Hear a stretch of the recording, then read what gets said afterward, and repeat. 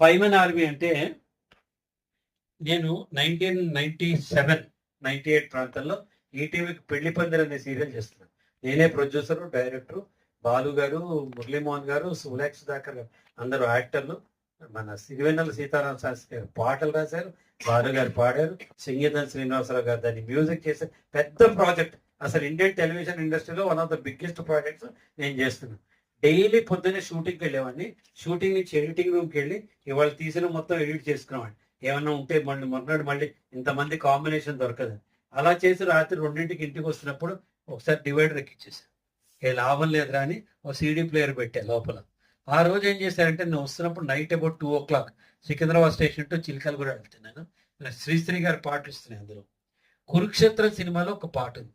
కురుక్షేత్రం 1975, 76లో release అయింది. అందులో ఒక పాట ఉంది.